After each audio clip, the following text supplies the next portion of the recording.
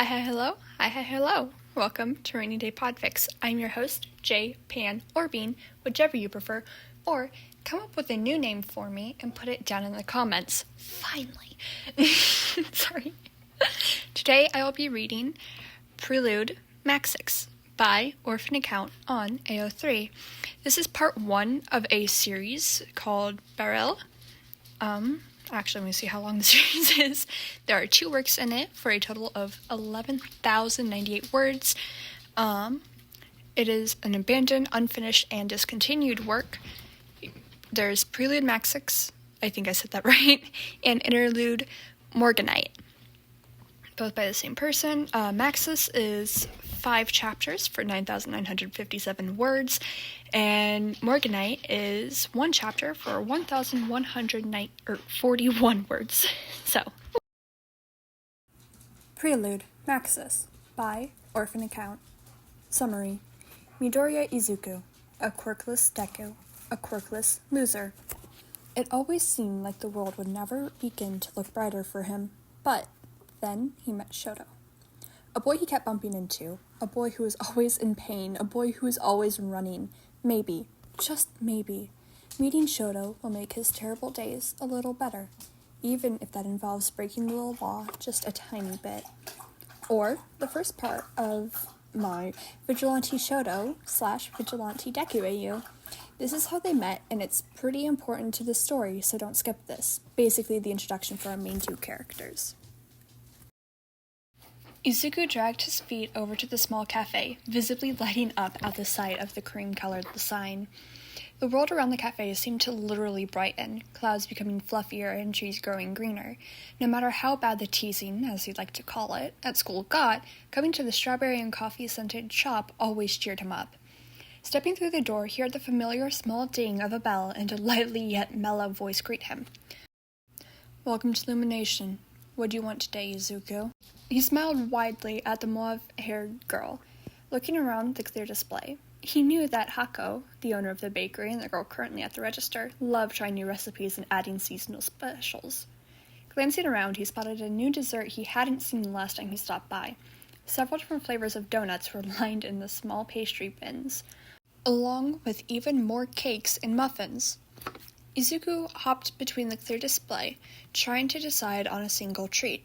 There was one of his favorites, just a regular strawberry cheesecake, but there were also new flavorful snacks, like the matcha Swiss roll. But then again, the cinnamon rolls and vanilla macarons also looked really good, though maybe this time he should try... How about you try the matcha Swiss roll first? Izuku jumped at the sound of Heiko's voice, cutting through his mumbling he hadn't even realized was apparent, spewing out apologies for muttering his train of thought. Hako just waved them off and moved over to open the clear countertop. "I can save you some of the cinnamon rolls for next time, or you can bring them home with you," she offered, pulling the Swiss roll out. "The cheesecake and macarons are always going to be here. It isn't a seasonal special." Izuku nodded, his face lighting up as he watched her move to the matcha cake onto a plate and hand it towards him. He placed a couple thousand yen and a few onto the counter and picked up the metal fork he handed her. Sitting down at a booth near the window, Izuku relished in the sweet-tasting cream, glancing at the new mural of a cherry tree decorating the far left wall. Hako has a license that allows her to use her quirk on the baked products, giving them an extra flavor boost. With her ability to add emotions like comfort or happiness into her baked goods, it was a wonder that her cafe wasn't well known across all Japan. His mood slightly dampened when he caught sight of his own reflection in the glass. The sight of a wimpy, quirkless boy that he saw every day stared back. Even to himself, his humongous green eyes seemed to make him turn away. Hako walked over and placed a small blue box with the cinnamon roll in front of Izuku, ruffling his hair before making her way back to the register. Glancing at the vanilla-colored walls, he realized just how much he relied on illumination for comfort. Sitting in the small, dusty, orange-colored booth, he felt more relaxed since the day he was announced quirkless. Even at home, his mom was rarely there, always busy working as a nurse. "Thanks for the food, Hako-san," he happily called out as he left the quiet store. Stepping out, he felt his cheery energy waver a bit as he remembered all the so-called teasing thrown his way at school. The beautiful blend of a sunset grew duller and duller as he trudged his way back home. Glancing at the small blue box in his left hand would occasionally lift his spirits a bit, knowing he could always look forward to going to Illumination, but the sadness and dreary thoughts of never feeling safe would always take over once again. As he continued walking, his pace grew slower and slower until he came to a full stop, salty water dripping from his eyes. Halting, he reached up to rub them away, letting out a small laugh when he felt his tear-stained cheeks. As always, just another useless Deku, he sighed, using his black uniform jacket to wipe away the droplets. Gosh, Deku, he murmured to himself, how'd you get so useless?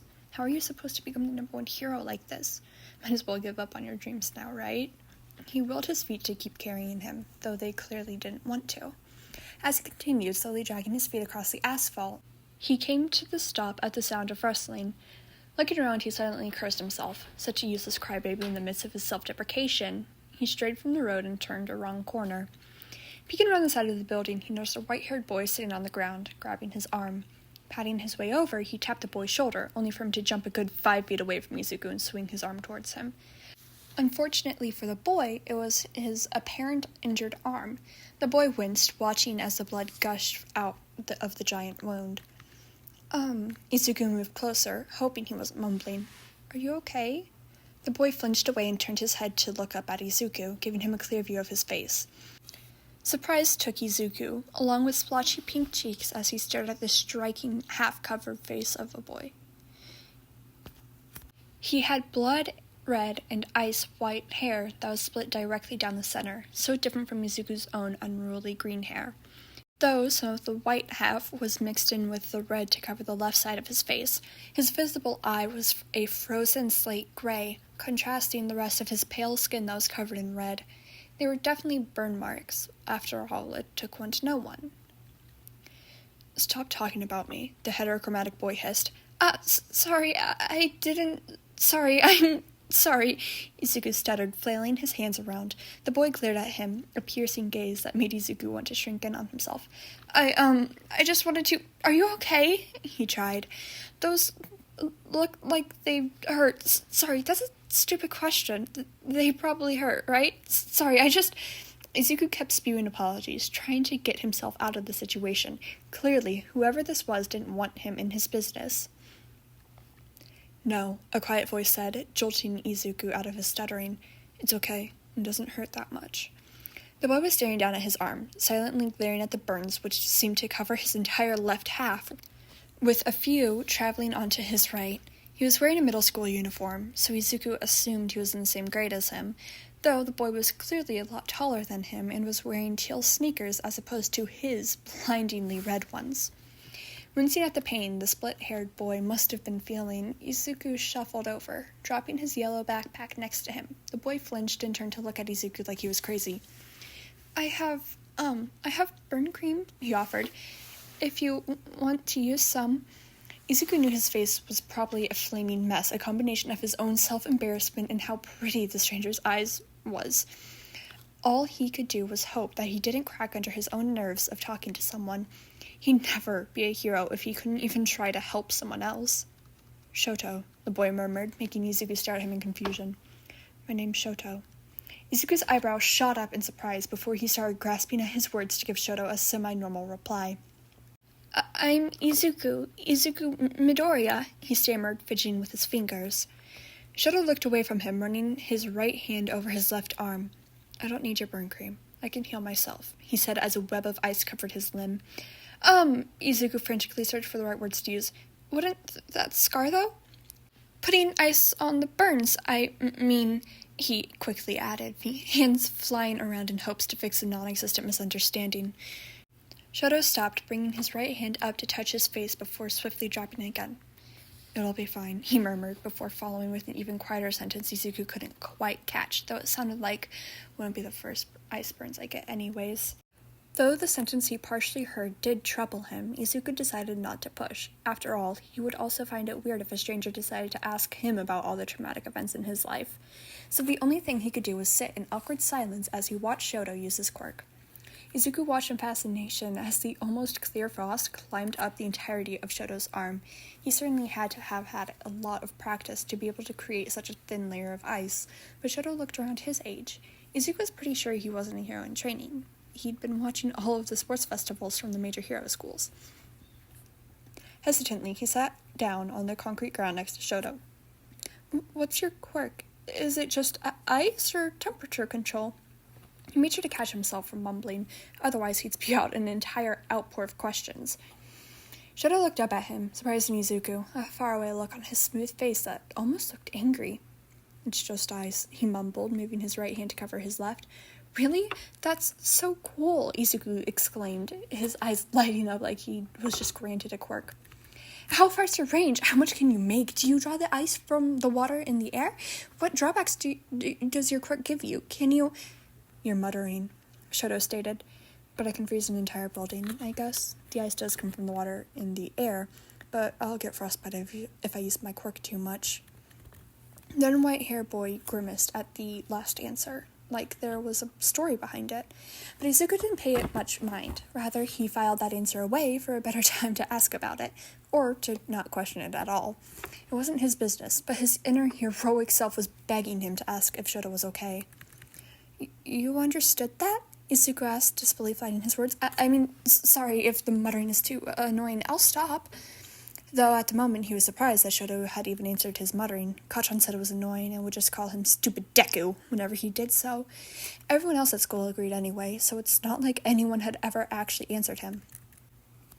It's fine, Shoto vocalized. Why would it be annoying? Izuku paused, thrown off by the question. After all, who wouldn't know why he's annoying? But Shoto didn't know he was a quirkless loser that would stalk other people's quirks. 'Cause it's weird. I mean, I'm basically meddling in your life, right? His voice sounded so unsure, even to himself. Most people didn't hesitate to tell him that he was annoying or that he was being creepy. In fact, he couldn't count a single time someone hadn't told him off for asking questions about their quirk. Shoto frowned, tapping the ice that formed on his skin. If it's your quirk, why do people think it's weird? But, of course, the only reason Shoto didn't think it was weird was because he thought it was his quirk.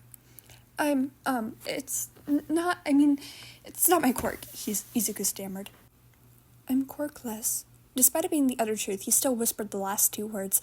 Even all the stuttering couldn't hide his hoarse voice, and as he turned away, he kept blinking back tears. Something he should have accepted by now, and yet here he was, still in denial, still unable to accept who he is. Maybe if he tried hard enough, the insult Shoto would throw his way wouldn't hurt so much. Okay. It was such a simple reply, but it might as well have brought him to tears. For the very first time, right after his mom, someone who didn't immediately berate him for being quirkless. Sniffling back the tears, Izuku turned his head away, hoping Shoto didn't see any of the tears lining his eyes. Unfortunately, his actions weren't enough. The half-white-haired boy turned to Izuku, looking at him with an expression he couldn't decipher. Are you crying? He asked, but it didn't necessarily sound harsh or judging. Not quite worried either. Just blank, the way Shoto had been talking since the beginning of the conversation. Sorry, he blubbered, wiping away his tears. You're a complete stranger. I don't even know you, but you're the only person besides Mom who didn't immediately judge me for being quirkless. Oh, Shoto paused, his cold gray eyes boring into the concrete. Tearing his eyes away from the snowy and fiery-colored boy, Izuku pointed his gaze towards the sky, only to realize how dark it had gotten. Scrambling to stand up, he grabbed his backpack, quickly heaving it over his shoulders. Sorry, I have to go. It's too late. Sorry, I took up so much of your time, he rambled as he reached for his phone. Bye. I hope you feel better, Shoto. With one final wave, he ran out, stumbling to get home. He knew he'd make it before his mom got back, but still, it didn't hurt to get a head start on his homework. Besides, if he ran into any of Kachan's friends, he might as well die. Hopefully, his mind wouldn't be consumed by the kind of pretty stranger that had gotten some pretty bad burns. They really did look like they hurt, even more than Kachan's explosions. It must have been a pretty strong heat-based quirk to be able to deal with that kind of damage, though the shapes looked distinctly like large handprints. Maybe it was a villain attack, but Izuku was pretty sure that Shoto would have called the police if that were the case, unless he were a villain himself, but that seemed unlikely, seeing as the bi-color-haired boy had to be around his age. The obnoxiously red sneakers of his pounded against the sidewalk as he ran by the few pedestrians currently wandering the streets. It was still early, seeing as the sun would set earlier in the winter, but most people didn't get out of work until late, including his own mother. Praying that he wouldn't trip over anything, his feet hit the pavement quickly, passing by familiar buildings and shops as he went. The sky was already purple with just twinges of orange towards the bottom of the skyline. Soon it would be dark, and quite frankly, Izuku didn't want to be out when villains were more prominent. Although staying out at night would be a great way to study some of the underground heroes, he really didn't want to be attacked by a villain. He wasn't necessarily scared of villains. It was always way more complicated than that. No matter how much he trusted the heroes, which was a lot, Izuku didn't want to get injured more than he already was on a daily basis. Skidding across the black pavement, he punched the password into the keypad as fast as he could. Upon entering the apartment, he was greeted with the same dark rooms as he slid off his red sneakers. Flipping on the lights, he dropped his backpack in his All Might-themed room, staring at the slightly burnt notebooks. Taking in a deep breath, he opened up his workbooks, determined to finish before his mom got back home. That is the end of Chapter 1 for Prelude Maxixe. I hope y'all enjoyed. I stumbled a lot in that, so I apologize if there are any weird cutoffs. I was editing as I went because I'm kind of on a time crunch as I have my second job here soon. But yeah, I hope y'all enjoyed.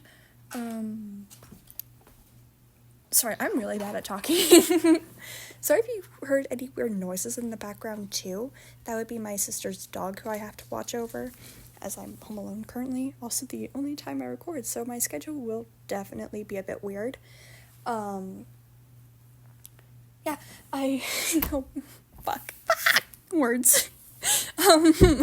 Okay, well, I hope you enjoyed again.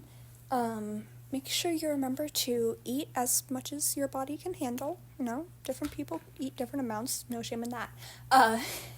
Take any medication if you have to. Drink some water. Coffee doesn't count. Drink just water, even if you have to add flavor packets, because that's still water. Like a soul flavor packet and like 16 ounces of water, there's so much stuff in it than in Kool-Aid. That comment probably came out of nowhere for most of you, but it makes sense to me. Okay, make sure you sleep at some point here soon, please. And just generally get some rest. I hope you all have a wonderful next 24 hours. Good luck. Don't die, and I'll see you next time.